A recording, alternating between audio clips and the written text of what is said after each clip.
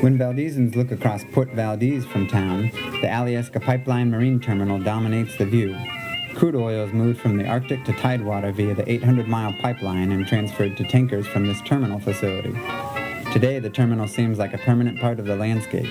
During the decades preceding the construction of the pipeline, however, the land that the terminal sits on was used for a variety of other purposes. It was a gold rush camp, an army fort, a cannery, and a small community.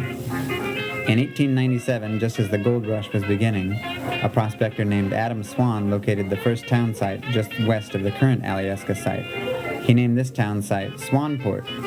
The site didn't prove up because it was too far from the face of the Valdez Glacier, the start of the Gold Rush Trail interior. In 1900, the U.S. Army constructed Fort Liscum on its military reservation, which included that area that the pipeline terminal sits on today. 21 neat frame buildings lined the grounds. 130 soldiers were stationed there during construction.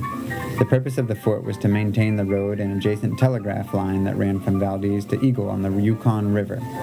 Soldiers were stationed at telegraph stations up and down the road until the 1920s. In the late 20s, Andrew and Oma Bell Day brought their family north to Alaska and settled in Valdez. Here they successfully bid on the surplus buildings on Fort Liscum. There they homesteaded, ran a farm, fished, opened a cannery and sawmill, established a one-room schoolhouse and a general store. They named their settlement Dayville. In 1969, a year after the first major oil discovery in Prudhoe Bay, the land was acquired to build a terminal for the Trans-Alaska Oil Pipeline.